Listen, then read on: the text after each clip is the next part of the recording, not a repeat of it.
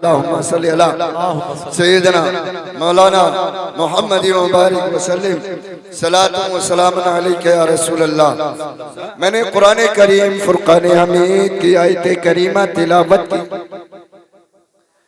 अल्लाह इरशाद फरमाता है,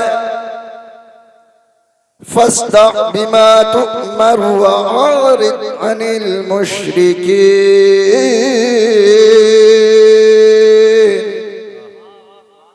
अल्लाह इरशाद फरमाता है, ए महबूब आप अलल-ऐलान कह दो जिस बात का आपको हुक्म हुआ है, और इन मुशरिकीन से अपना चेहरा फेर लो, अपना चेहरा फेर लो। आज का ये अज़ीमुश्शान इजलास बनाम शान सिद्दीक़ अकबर रज़ी अल्लाह ताला अन्हु व इस्लाह मुआशरा, जो बैनर आप देख रहे हैं, इसी बैनर के साए में ये प्रोग्राम होगा और आप सुनेंगे कि हजरत सैयदना सिद्दीक़ अकबर रज़ी अल्लाह ताला अन्हु की ज़ात क्या थी, उनका क्या मकाम था, उनका क्या मर्तबा था। प्यारे मिल्लत इस्लामिया हजरत सैयदना सिद्दीक़ अकबर रज़ी अल्लाह ताला अन्हु की ज़ात, उनकी ज़ात कुरान ने बयान की है, उनकी तारीफ कुरान में है। रब इरशाद फरमाता है, ऐ लोगों नेक बंदों का जिक्र, नेक बंदों का मामला, नेक बंदों की तारीफ, उनकी तौसीफ अगर तुम तलाश करोगे तो कुरान में तुम्हें मिल जाएगी। नबी आखिरुज़्ज़मा सल्लल्लाहु ताला अलैहि वसल्लम के तमाम सहाबाए किराम में से एक हजरत सैयदना सिद्दीक़ अकबर रज़ी अल्लाह ताला अन्हु की वो ज़ाते बाबरकत है, वो ज़ाते बाबरकत है जिसके बारे में नबी इरशाद फरमाते हैं कि जब मैंने इस्लाम की दावत लोगों को दी, लोगों को इस्लाम पहुंचाने तक मैंने लोगों को दावत दी और कहा कि इस्लाम के दामने करम में आ जाओ, सबने तरद्दुद महसूस किया। लेकिन सुनो ऐ मिल्लत इस्लामिया, मेरे अबू बकर ने कभी भी ये तरद्दुद महसूस ना किया। मैंने अबू बकर को इस्लाम की दावत दी तो अबू बकर ने खुशी खुशी इस्लाम कबूल कर लिया। अल्लाहु अकबर कबीरा। ये जात है हजरत सैयदना सिद्दीक़ अकबर रज़ी अल्लाह ताला अन्हु के, ये रसूल गिरामी वक़ार सल्लल्लाहु अलैहि वसल्लम के जानिसार साहबियों में से एक साहबी है। और नबी के बाद पूरी कायनात में अगर कोई अफजल है तो अल्लाह के रसूल के ये साहबी हजरत अबू बकर सिद्दीक़ है। प्यारे मिल्लत इस्लामिया, इनकी शान क्या है, इनका मर्तबा क्या है, इनका मकाम क्या है। हजरत सैयदना सिद्दीक़ अकबर और बारगाह रिसालत में है। प्यारे मिल्लत इस्लामिया, आक़ाए करीम सल्लल्लाहु ताला अलैहि वसल्लम के ये प्यारे साहबी हैं। नबी ऐलान फरमाया और ऐलान फरमाने के बाद दीन की तबलीग खुफिया तरीके से 3 वर्ष तक आक़ाए करीम सल्लल्लाहु अलैहि वसल्लम करते रहे। हजरत सैयदना सिद्दीक़ अकबर रज़ी अल्लाह ताला अन्हु भी दीन की तबलीग करते रहे, दीन की इशाअत करते रहे, दीन को परवान चढ़ाते रहे।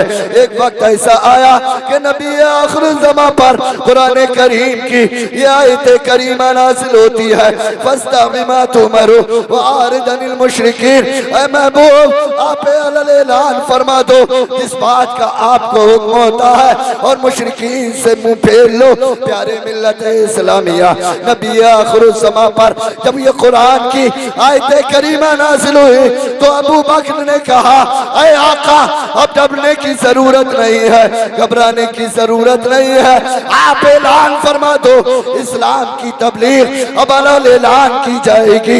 मुस्तफा ने ऐलान किया, अब इस्लाम की तबलीग हो रही है। अबू बकर साथ में है, इस्लाम को इशाअत हो रही है। अबू बकर साथ में है, इस्लाम को परवान चढ़ाया जा रहा है। अबू बकर साथ में है, लोगों को इस्लाम के दामन में ला रहे हैं। हजरत सैयदना सिद्दीक़ अकबर रदी अल्लाह ताला अन्हु ने इस्लाम की दावत दी। हजरत उस्मान बिन अफ़्फ़ान को उन्होंने इस्लाम के दामन को थामा और दामन करम में आ गए मुस्तफ़ा के। हजरत अबू बकर ने इस्लाम की दावत दी हजरत ज़ुबैर बिन अव्वाम को, तो उन्होंने इस्लाम के दामन को थामा और कलमा पढ़कर बगोशे इस्लाम हुए। हजरत अबू बकर ने इस्लाम की दावत दी हजरत अब्दुर्रहमान बिन औफ को, उन्होंने इस्लाम का दामन थामा, वो भी इस्लाम के दामन में आ गए। हजरत सैयदना सिद्दीक़ अकबर ने दावत दी इस्लाम की हजरत साद अबी वक्कास को, तो उन्होंने भी इस्लाम का दामन थामा और वो इस्लाम के दामन में आ गए। हजरत सैयदना सिद्दीक़ अकबर ने दावत दी इस्लाम की हजरत तलहा बिन अब्दुल्लाह को, उन्होंने इस्लाम के दामन को थामा और थामने के बाद इस्लाम के दामन में आ गए, मुस्तफ़ा की बारगाह में आ गए। हजरत अबू बकर सिद्दीक़ रज़ी अल्लाह ताला अन्हु के कहने से लोग इस्लाम में दाखिल होते रहे, इस्लाम को परवान चढ़ता रहा, इस्लाम आगे बढ़ता चला गया। तो दीन मुस्तफ़ा लेकर आए थे मक्के की वादियों से, जब वो ये दीन फैला तो हम तक भी आया है। प्यारे मिल्लत इस्लामिया हजरत सैयदना सिद्दीक़ अकबर रज़ी अल्लाह ताला अन्हु की ज़ात कि उन्होंने अपने माल से अपने पैसे से न जाने कितने गुलामों को आजाद किया था। अल्लाह अकबर कबीरा। इसी इस्लाम की खातिर हजरत सैयदना सिद्दीक़ अकबर रज़ी अल्लाह ताला अन्हु ने न जाने कितनी अज़ियतें, कितनी मुश्किलें, कितनी परेशानियां झेली। प्यारे मिल्लत इस्लामिया, लेकिन शान देखो, उनका मर्तबा देखो, उनकी फजीलत देखो। प्यारे इस्लामी भाइयों, आक़ाए करीम रऊफ़ुर रहीम सल्लल्लाहु अलैहि वसल्लम इरशाद फरमाते हैं कि मेरे अबू बकर का ईमान वो ईमान है कि कायनात के तमाम लोगों के ईमान को एक पल्ले में रख दिया जाए और मेरे अबू बकर के ईमान को एक पल्ले में रख दिया जाए तो मेरे अबू बकर के ईमान वाला पल्ला तुम्हें भारी नजर आएगा। फजीलत देखे, आका फरमाते हैं कि भारी नजर आएगा। हमने कहा आक़ाए गिरामी वक़ा, आपने इरशाद फरमा दिया कि अबू बकर के ईमान का पल्ला भारी नजर आएगा, लेकिन इस जमीन पर तो और भी सहाबी आए हैं, और भी अत्किया आए हैं, और भी यानी मुज्तहिदीन आए हैं, औलियाए कामिलीन आए हैं, सहाबाए किराम आए हैं, तबे ताबईन आए हैं, ताबईन आए हैं, और भी बहुत बड़े बड़े लोग ईमान वाले इस दुनिया पर आए हैं। लेकिन अबू बकर का ईमान इतना भारी क्यों? इसलिए कि अबू बकर ने कभी इस्लाम के खिलाफ कोई बगावत ना की थी। अबू बकर ने जब इस्लाम कबूल कर लिया तब भी मुस्तफ़ा के दामन में थे और इस्लाम कबूल नहीं किया था। उससे पहले भी कभी अबू बकर ने इस्लाम की मुखालिफत नहीं की। इस वजह से पूरी कायनात के लोगों के ईमान को एक पल्ले में रखा जाए और अबू बकर के ईमान को एक पल्ले में रख दिया जाए, तब भी मेरे अबू बकर का ईमान भारी। नारे तकबीर, नारे रिसालत, नारे रिसालत, उलमाए अहले सुन्नत, नारे तकबीर। वाह वाह, भारी नजर आएगा। हजरत उमर कहते हैं कि अल्लाह मुझे अगर दौलत देता, सरमाया देता, पैसा देता, ताकत देता तो मैं उस रात को खरीद लेता, उस रात को खरीद लेता। लोगों ने कहा उमर किस रात की बात करते हो, किस रात की बात करते हो? कहा उस रात की मैं बात करता हूं कि जिस रात यारे गार हजरत सैयदना सिद्दीक़ अकबर हिजरत की रात आक़ाए करीम सल्लल्लाहु अलैहि वसल्लम के साथ गारे सौर में थे और नबी आखिरुज़्ज़मा अबू बकर की जानू पर अपना सर रखकर आराम कर रहे थे और अबू बकर के पैर में सांप डस रहा था। अबू बकर ने अपने पैर को जुम्बिश नहीं दी। मैं उस रात की बात कर रहा हूँ कि जो रात अबू बकर ने अपने नबी के साथ ये गारे सौर में। सुभान अल्लाह, सुभान अल्लाह। आला हजरत अज़ीमुल बरकत मुजद्दिद दीन व मिल्लत इरशाद फरमाते हैं, सिद्दीक बन के गार में जा उन पे दे चुके, सिद्दीक बन के गार में जा उन पे दे चुके। सिद्दीक बन के गार में जान उन पे दे चुके हैं। के आगे का मिसरा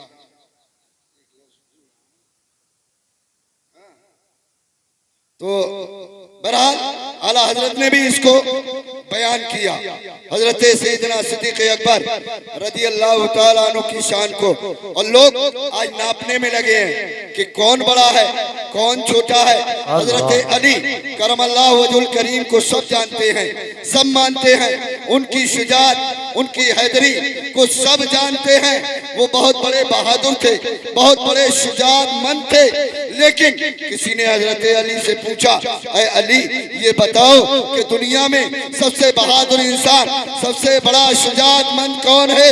तो हजरत अली दामादे पैगंबर फातह खबर हजरत अली मुर्तजा फरमाते हैं, लोगों तुम बहादुरी के बारे में पूछते हो तो सुनो, पूरी कायनात में अबू बकर से बड़ा कोई बहादुर और कोई शुजाअतमंद मुझे इंसान नजर नहीं है। सुभान अल्लाह, सुभान अल्लाह। अली ने फरमाया, वाह वाह, ये हजरत अली ने फरमाया।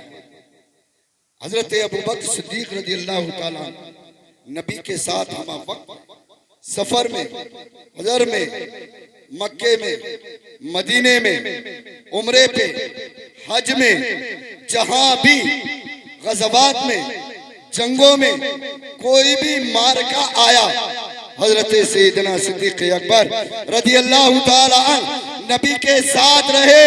और हद तो ये हुई कि जब दुनिया से तशरीफ ले गए तब भी नबी के पहलू में आराम। सुभान अल्लाह, सुभान अल्लाह। बेशक बेशक नबी के पहलू में आराम फरमा रहे हैं।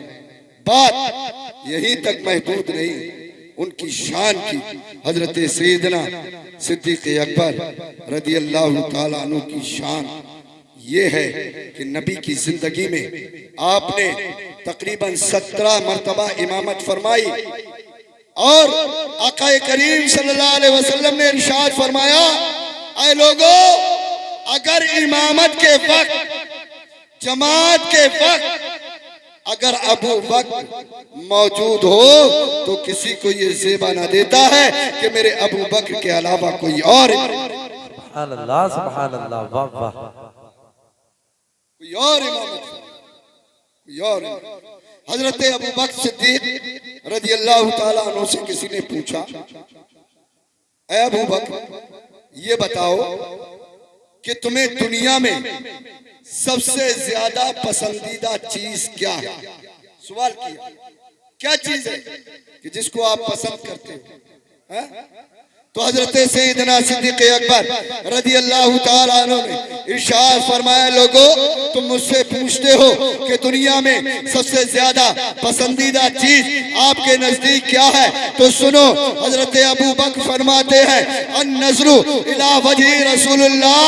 ऐ लोगों दुनिया में अगर मुझे सबसे ज्यादा कोई चीज पसंद है तो वो ये है कि मेरे महबूब आकाए करीम मेरी नजरों के सामने रहे और मैं उनका दीदार करूं। सुभान अल्लाह, सुभान अल्लाह। ज्यादा पसंदीदा मेरे नजदीक दुनिया में और कोई चीज नहीं है कि मैं अपने नबी का दीदार करूं, वाह वाह वाह। अपने नबी के चेहरे को।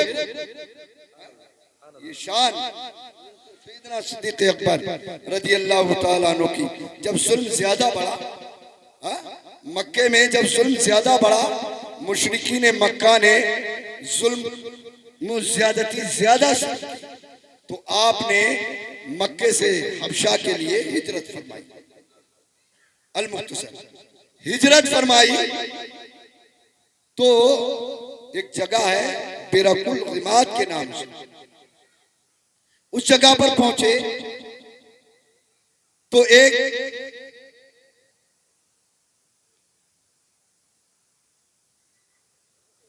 शख्स जिसका नाम इब्ने दुगन्ना था, उनसे मुलाकात हो गई। ये रईस थे, कबीला कार्रा के एक बहुत बड़े रईस थे। इनसे मुलाकात हो गई। पूछा, अबू बकर कहाँ जा रहे हो?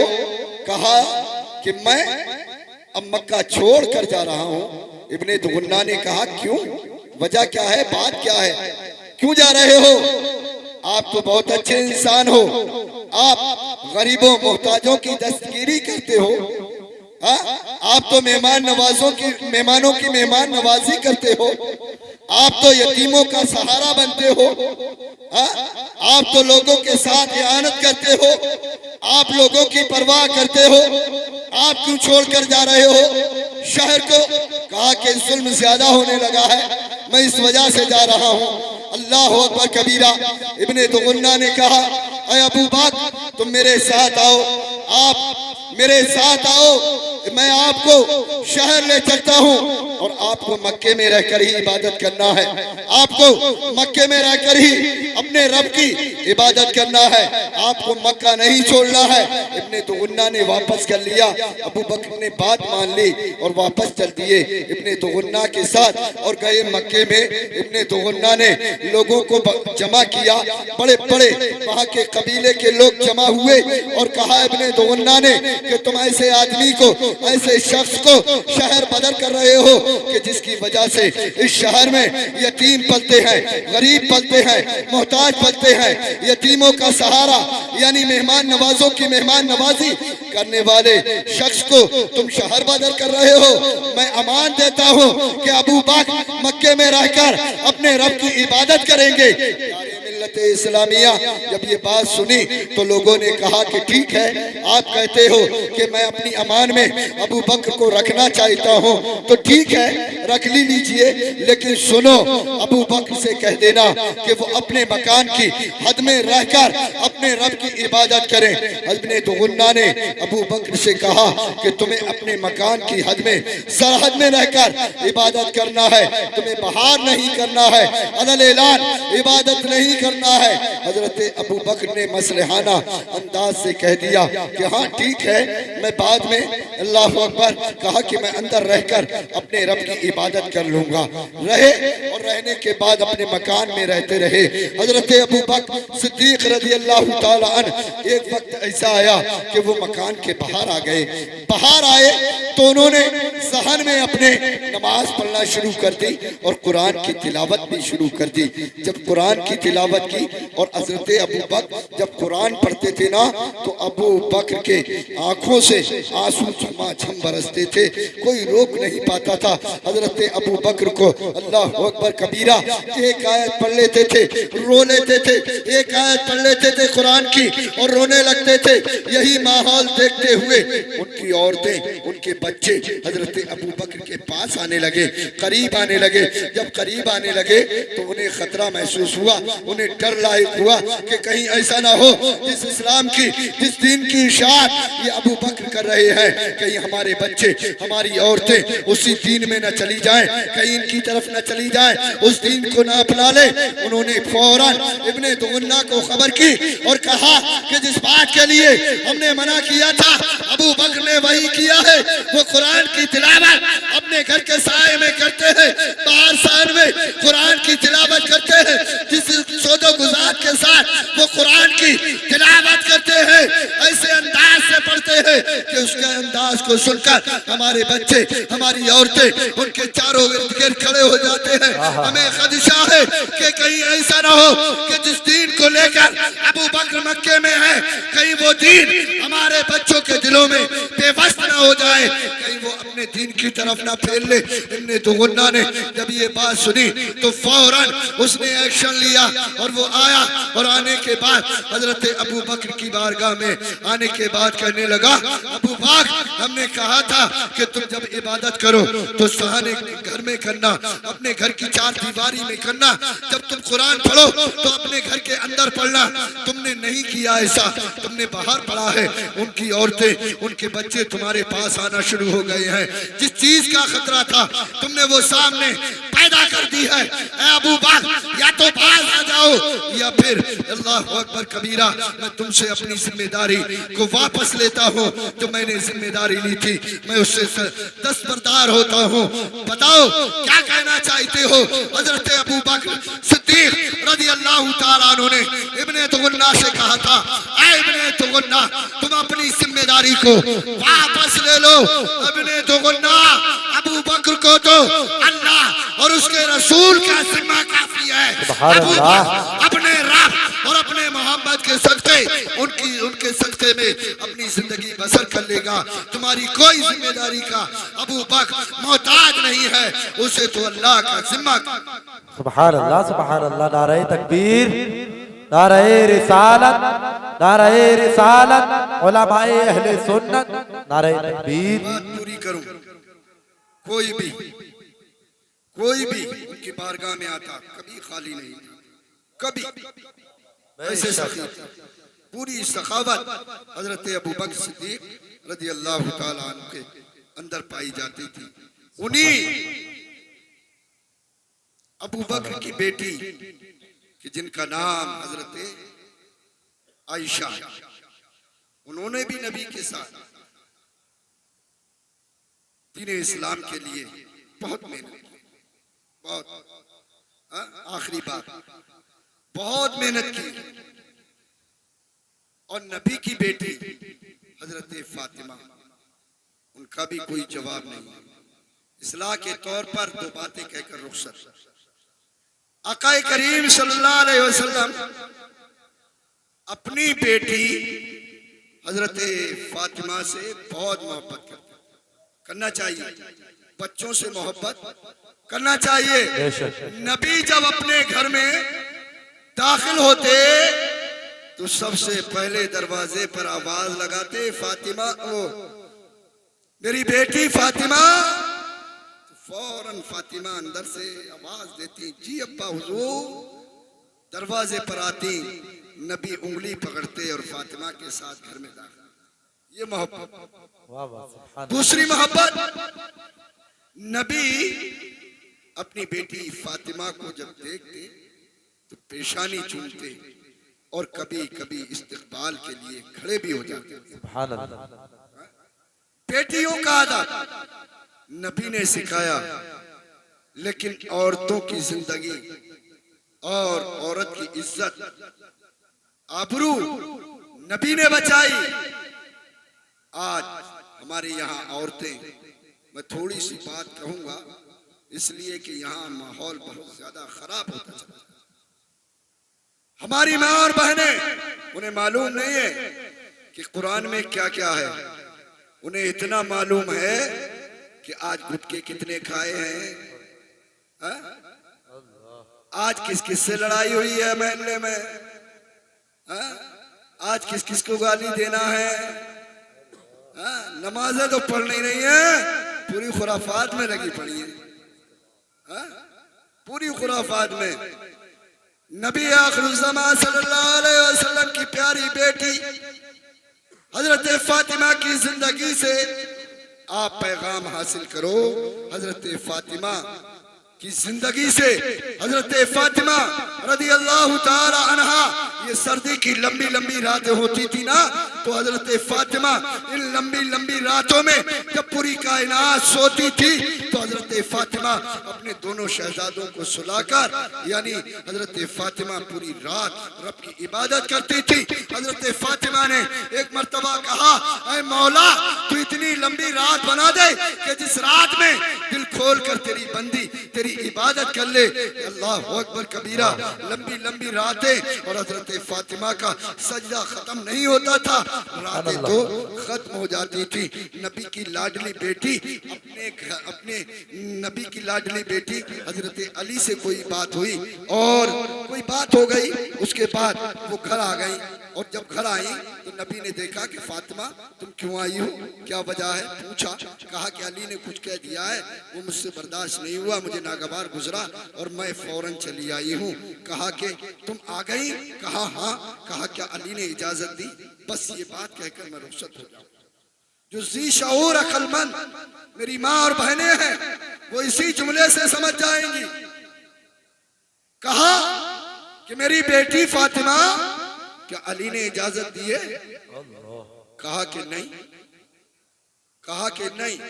और आज ना मियाँ को तो सुबह टिफिन बांध दिया और फिर पूरा दिन नाले के चक्कर लगा रही है, सर पे दुपट्टा नहीं और भगी चली जा रही है। एक एक नहीं, मैं देखता हूँ एक एक औरत, मैं तो चौराहे पर रहता हूँ वहाँ, मैं देखता हूँ दिन में एक एक औरत नाले के तरफ के कम से कम 3 से 4 5 6 चक्कर लगा देती है। बता यार, तेरा घर इस इलाके में, तू नाले पे क्या लेने जाती है? 6 बगैर इजाजत भगी फिर रही है। कहते ना बेलगाम का ऊंट जिसका कोई ठिकाना नहीं। हाँ, यहाँ की औरतें ऐसी हैं, मुझे बुरा तो कहेंगी लेकिन मैं बात सही कह रहा हूँ। बेशक बेशक उनकी लगाम निकल गई है। भगी फिर रही है, भगी। किसी की कोई शर्म नहीं है। कोई 10 सर का आदमी अगर कोई अपने वक्त का बहुत बड़ा आलिम दीन भी खड़ा है तो मटकाती हुई अगर कंधा लग रहा है तो लग जाने दो। मौलाना साहब के कोई परवाह नहीं है।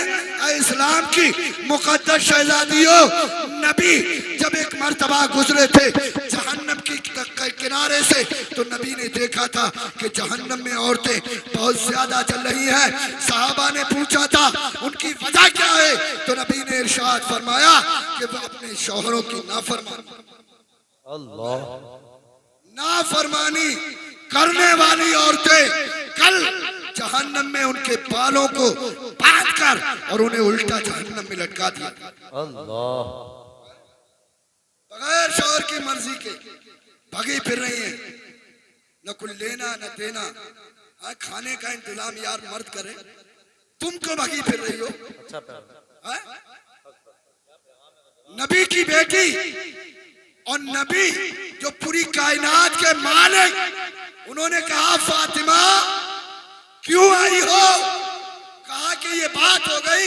कहा कि अली से पूछ लिया? कहा कि नहीं। मेरे नबी फरमाते हैं और उम्मते मुस्लिमा को ये पैगाम भी देते हैं, ऐ लोगों, जब तुम्हारे साथ तुम्हारी औरतें इस तरीके से पेश आए तो मेरे ये पैगाम को उन तक पहुंचा देना। नबी ने फरमाया, ऐ मेरी बेटी फातिमा, तुम अली की इजाजत के बगैर आई हो, पहले अपने घर जाओ और अली से इसकी माफी तलब करो, उसके बाद मेरे पास